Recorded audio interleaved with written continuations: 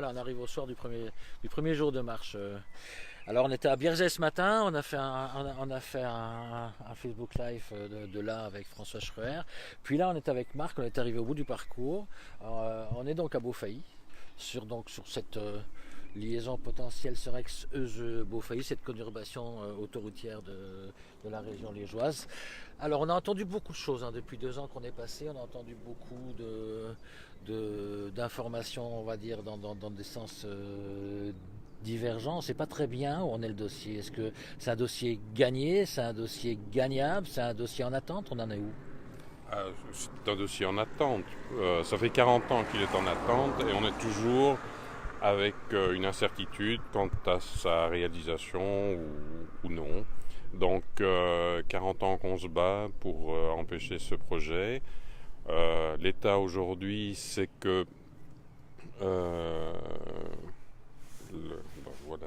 La Sofico Non, mais en fait, ce qui s'est passé, c'est que les promoteurs du projet ont masqué le projet à l'intérieur du plan urbain de mobilité. Donc c'est devenu un élément parmi d'autres. Donc toutes les communes qui ont dû voter le plan, le projet étant une partie, il fallait faire changer les choses en termes de mobilité. Et donc on a masqué le projet de CHB, on l'a noyé dans les PUM. Et donc malheureusement, toutes les communes qui sont sur le trajet, ils n'ont pas pu s'opposer à ce projet aujourd'hui. Donc c'était une très mauvaise nouvelle pour nous d'apprendre qu'il était noyé dans ce PUM.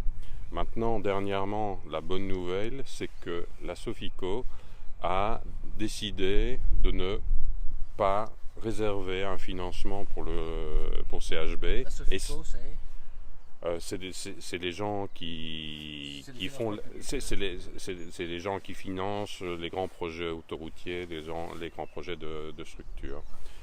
Donc cette Sofico a mis au frigo.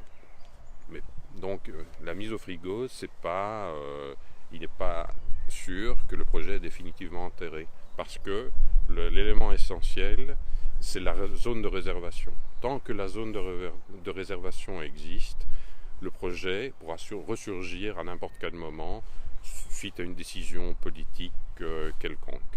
Donc notre objectif, c'est de faire supprimer le projet et cette zone de réservation. Alors à ce moment-là, il sera enterré. Ça veut dire qu'un privé pourrait s'emparer du projet aujourd'hui et le mener à bien?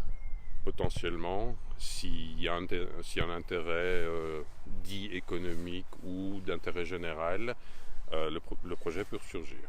Tout à fait. On va faire un partenariat public-privé qu'on voit là, partout. Exactement. Comme oui. Comme plein de dossiers un peu opaques qui sont aujourd'hui Voilà. sur les yeux. C'est un risque. Ouais. Alors c'est là, c'est ce qu'on voit là. C'est là dans le fond, donc l'autoroute venant de Serex-Euse, donc Barchon, par là. Et donc c'est 13 km, c'est 13 ouvrages d'art. C'est 600 millions d'euros, mais ça fait des années qu'on nous dit 600 millions d'euros. Donc il est clair qu'il y a, comme partout, des augmentations suite à des indexations et des coûts. Donc 600 millions, c'était le premier budget. Donc 600 millions pour 13 km d'autoroute. C'est en fait, au kilomètre d'autoroute, c'est 20 fois plus cher qu'un kilomètre d'une autoroute n'importe où. Donc c'est colossal. C'est démesuré en tout cas. C'est tout à fait démesuré et catastrophique pour l'environnement, pour les gens qui sont sous le coup d'une potentielle expropriation depuis 40 ans et qui n'ont pas le droit de jouir de leurs biens. Alors ici on est typiquement dans une problématique de ce qu'on appelle la périurbanisation, donc des populations qui effectivement ont besoin de la voiture pour rejoindre la ville, quoi, en gros. Oui, mais ici c'est un faux problème. Périurbanisation, on est complètement aussi dans le montage du dossier et des arguments qui ne tiennent pas la route. Parce que les propres études de Stratec et de tous les gens spécialisés dans la mobilité ont démontré qu'il n'y aura pratiquement pas de désengorgement des quais de la dérivation. Donc C'est un contournement qui aussi est né d'un soi-disant besoin il y a 40 ans, quand du côté de l'Allemagne, certaines liaisons routières n'étaient pas effectives. Donc tout ça a été réalisé.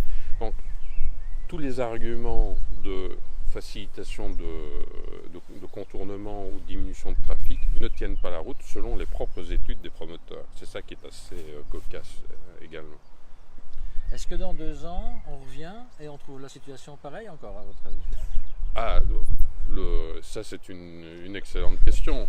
Le groupement, on l'a dit tout à l'heure, est vigilant depuis 40 ans. Nous resterons vigilants et nous continuerons à faire pression pour qu'on supprime cette zone de réservation et que ce projet disparaisse définitivement. Ok, c'est l'occasion de rappeler que le dossier CHB est un des 7 préalables que nous défendons avec Climat et Justice sociale, et Act for Climate Justice et les acteurs. Ce qui n'a pas été entamé ne doit pas être commencé. Ici, ça n'a pas été entamé, ça ne doit simplement pas être commencé. Voilà, on est bien d'accord là-dessus. Hein. Tout à fait. Merci de ce moment. Avec plaisir. Merci beaucoup.